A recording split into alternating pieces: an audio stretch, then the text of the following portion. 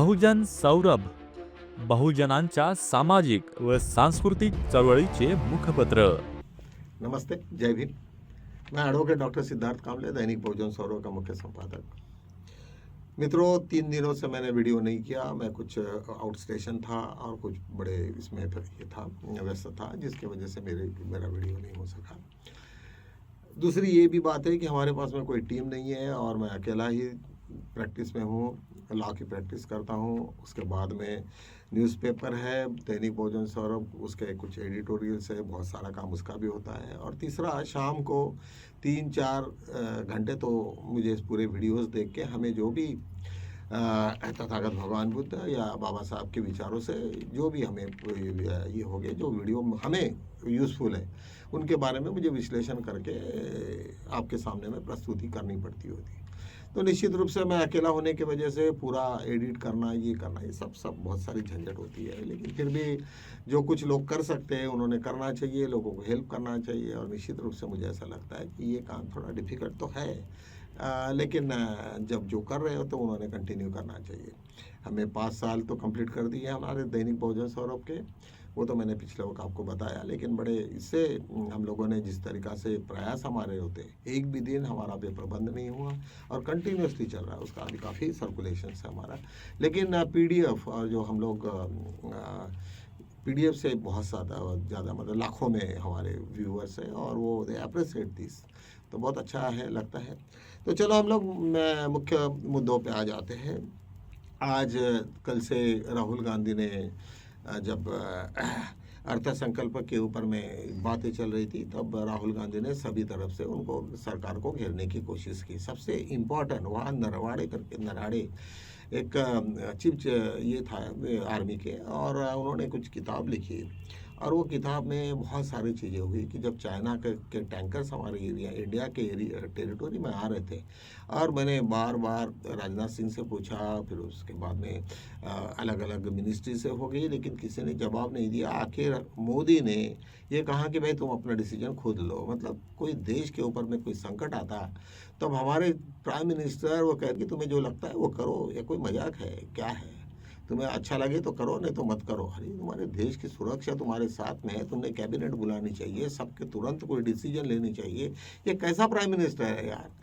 ये तो मुझे ऐसा लगता है कि ये तो बहुत ही इस देश को तो डुबाने के चक्कर में है। जब इतना बड़ा सीरियस मैटर हो गया और पूरे की पूरी चाइना की पूरे टैंकर्स हमारे अंदर में आ गया, और उसके बावजूद हम बोल रहे हैं कि तुम्हें जो लगता है वो करो। क्या करेगा एक ब्यूरोक्रेट?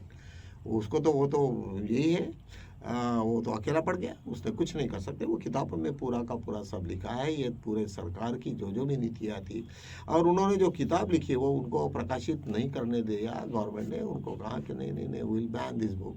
और राहुल गांधी को तो बहुत ही अच्छा मुद्दा मिल गया। सेकंडली, राहुल गांधी के पास में दूसरा भी थी कि जाफरी स्टीम्स की जो फाइलें निकली है अभी अमेरिका से, अभी 2-3 तो निकली है, लेकिन बहुत सारा मटेरियल अभी निकलने का है। तो उनको भी मालूम है कि ये किस तरीक़ा से होगा। जो जिस तरीक़ा से पूरा का पूरा लोकसभा में हंगामा हुआ कल दिन भर के लिए, और उन्होंने कहा कि भाई मैं तो तुम्हें नरवाड़े की किताब तो दूंगा ही दूंगा कल ला के। ऐसे सिचुएशन में हमारे ओम बिरला जी जो ये है सभापति है, उन्होंने सुबह में आके लोगों को ऐलान किया कि आज मोदी जी नहीं आएंगे, क्योंकि उन्हें सुरक्षा का डर है, क्योंकि कांग्रेस के सांसद उनके ऊपर में हमला करने वाले हैं, और स्पेशली औरतें, फीमेल सांसद। सब लोग बड़े आश्चर्य में रह गए और काफ़ी हंगामा हुआ। निश्चित रूप से हंगामा तो होना ही होना है कि इस तरीक़ा से भाषा यूज़ करना इतनी बड़ी ये है। वहाँ पे इंटरनल सिक्योरिटी इतनी ज़्यादा होती है, और वो सब लोग इस पर प्रियंका गांधी ने बड़ा अच्छा सवाल दिया कि ये सब झूठों का सरदार है, सब झूठ ही झूठ चल रहा है। ये यहाँ पे इनको किस तरीक़ा से डर लगा, और जब है तो फिर वहाँ पे होम मिनिस्टर क्या कर रहा है वहाँ पे? यहाँ इतनी सिक्योरिटी होती है कि आते जाते समय सब तुम्हारा स्क्रीनिंग होता है, इतने सारे वीडियोस लगे रहते, पूरे चारों तरफ कैमरे होती, एक चींटी तक वहाँ आ नहीं सकती। इतना ये बंदोबस्त होने के पश्चात इस तरीक़ा से कौन सी मुसीबत आ गई? तो उन्होंने कहा कि भाई कमीशन का इस्टेब्लिश करो, जो भी जिसको भी ऊपर संदेह है उसके ऊपर में करो। तो ओम बिरला जी ने उसने कुछ करने को ये किया। कहने का मतलब कि क्या है, एक स्पीकर होता है, उन्होंने वो जो जज होता है और जज का रोल उन्होंने अदा करना चाहिए, ना तो किसी के पर्टिकुलर पार्टी का, क्योंकि दोनों मिलके उनको एक एक जज का रोल उनको अदा करना है। तो ऐसे सिचुएशन में उनका जो जिस तरीका से वो वन साइडेड पूरा का पूरा डिसीजन है, वो बहुत ही खतरनाक है, इस देश के लिए खतरनाक है। और यदि ऐसे ही कंटिन्यू रहा तो मुझे लगता है कि देश के सामने में बहुत बड़े खतरे आएंगे। आज जो और मोदी जी फिर वहाँ पे चले गए राज्यसभा में, और वहाँ पे अपना ये किए। सबसे पहले प्रोटोकॉल ऐसे है कि जब भी कभी फाइनेंस के ऊपर में चर्चा होती है तो लीडर ऑफ अपोजिशन बात करते हैं, और सब होने के बाद में फिर उसको स्पीकर अपना इसको प्राइम मिनिस्टर को उसका आंसर देना पड़ता है।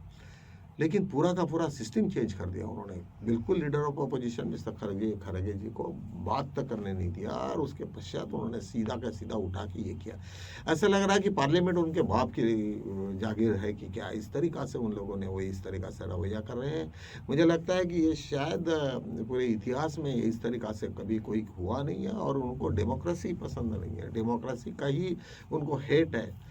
तो ऐसे सिचुएशन में मुझे ऐसा लगता है कि ये बहुत ही एक बहुत बड़ा खतरा हमारे देश के ऊपर में है, हमारे संविधान के ऊपर में। जब संविधान को ही नहीं मानते, संविधान में जो लिखित बातें हैं उसी को नहीं समझते हैं, तो हम क्या करेंगे और कहाँ जाएंगे करके। आज ममता बनर्जी भी सीधा का सीधा चीफ जस्टिस के ऑफिस में जाके उन्होंने अपनी बात को रखी, और अपॉर्चुनिटली उसको ये भी दिया गया था, समय भी दिया था। तो अभी इस तो बाकी के जो भी अभी देशों में जो हुआ, शायद फिर वो हमारे पड़ोसी राज्यों में जिस तरीक़ा से जेनजी घुस के लोगों को मारे, और वहाँ पे जिस तरीक़ा से सत्ता पलट किया है, तो मुझे लगता है कि ये भी यहाँ होता है तो उसका आश्चर्य नहीं है, क्योंकि जिस तरीक़ा से बीजेपी और आरएसएस इस यहाँ पे काम कर रही है, और लोगों का जो मनोबल ये ख़त्म करने की कोशिश में। लेकिन इससे ख़त्म तो कुछ नहीं होगा। राहुल गांधी फिर शाइनिंग हो गया, क्योंकि जिस तरीक़ा से राहुल गांधी को संपूर्ण सत्ता पक्ष डरती है, और जब वो भाषण दिया तो सभी वीडियोस ने, सभी लोगों ने, यूट्यूबर्स ने यही कहा कि भाई ये डरपोक और कायर आदमी है, इस तरीक़ा से भाषा नहीं होनी चाहिए, इस तरीक़ा से उसका ये नहीं होना चाहिए। फिर दोबारा कांग्रेस को कोचना, और हर उनकी नेहरू और इंदिरा गांधी के सब वो रेफरेंसेस निकाला, सब फालतू की बातें उन्होंने किया है। तो इसका सभी लोगों ने निषेध किया है। आज थोड़ा देखते हैं कि विश्व शांति में क्या क्या हो रहा है। आज डोनाल्ड ट्रंप और ईरान के बीच में कुछ तो भी शांति लाभ का कुछ चर्चा चलने की बात थी, और वहाँ पे सबसे बड़ा रोल अदा किया था जॉर्डन ने। तो जॉर्डन ने तो अमेरिका को पूरा अपना बेस दे दिया, और वो जॉर्डन के सब मुस्लिम कंट्री है, और मुस्लिम कंट्री होने के पश्चात भी उन्होंने जिस तरीक़ा से ईरान के विरोध में ये किया, तो पूरे देश उसके ये आ गए, और ईरान ने उसको जताया कि यदि यार हो जाते तो फिर तुम्हें भी हम छोड़ेंगे नहीं। और जॉर्डन के लोग भी नहीं चाहते, क्योंकि वो मैक्सिमम वहाँ पे मुस्लिम कंट्रीज़ है, और मुस्लिम कंट्रीज़ होने के पश्चात वहाँ पे जिस तरीक़ा से उन्होंने कांग्रेस वो वहाँ पे यूएस को, डोनाल्ड ट्रंप को पनाह दी, और जहाँ से पूरे 200 से 300 बड़े बड़े एयरक्राफ्ट वहाँ पे लैंड हो गए, और वहाँ से वो लैंड का ये करने वाले हैं पूरा का पूरा प्रदर्शन। तो एक तो ऐसी भी बात है कि जितना भी ईरान ने अपनी टेक्नोलॉजी को इतना डेवलप किया है कि वो वहाँ से सीधा मिसाइल व्हाइट हाउस पे डाल सकते हैं, इतनी क्षमता वाला आज ईरान बन गया है सभी। और उसके साथ में तो चाइना भी है और रशिया भी है। जब तीनों इतने बड़े हैं तो अकेला क्या करेगा, पूरा का पूरा धूल मिट जाएगा। अभी वैसे भी जाफरी स्टीम में जो भी उसके डोनाल्ड ट्रंप के ऊपर में जो चार्जेस लगे थे, और उनका जो दिखा वहाँ पे जो जिस तरीक़ा से ये हुआ, जो उसके बारे में मुझे अभी बताने की ज़रूरत नहीं, कि सभी लोगों को मालूम है कि जाफरी स्टीम का क्या नाटक रहा, वो सब हुआ। और ऐसे सिचुएशन में इस तरीक़ा से यदि हो जाता है तो निश्चित रूप से ये देश में, पूरे विश्व में और फिर दोबारा आई होगा।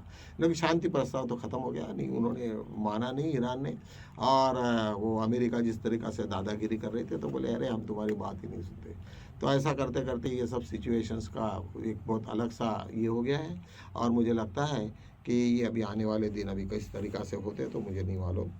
एक इंडियन न्यूज़ में एक अंबानी के, अनिल अंबानी के ऊपर में, जहाँ पे स्टीम की जो फाइलें आई है उसके ऊपर में यौन शोषण के जो चार्जेस लगे, तो निश्चित रूप से इंडिया में भी उसके ऊपर में चार्जेस लगाने चाहिए, क्योंकि यहाँ पे भी वो वहाँ पे इंटरनेशनल हुआ। तो तुम लोग इस तरीक़ा से घिनौने हरकतों में थे, तो निश्चित रूप से इंडिया में भी वो उसकी केसेस चलनी चाहिए। इस तरीक़ा से बहुत सारे प्रेशर गवर्नमेंट के ऊपर आ रहा है और कॉमन आदमी भी यही चाहता है कि ये सब कुछ होना चाहिए।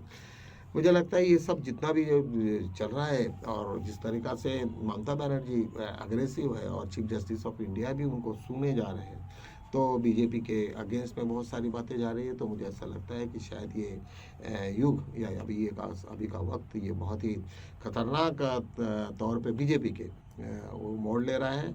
और निश्चित रूप से राहुल गांधी को पूरे लोग पसंद कर रहे हैं और सभी लोग वो देखें कि क्या हो रहा है, क्योंकि 2-3 अभी जो जजमेंट्स आए हैं उनके सुप्रीम कोर्ट के, जहाँ पे उन्होंने कहा कि इवन सुप्रीम कोर्ट के सेंट्रल गवर्नमेंट के एम्प्लॉयज़ के अगेंस्ट भी स्टेट अपना IFIR कर सकता है।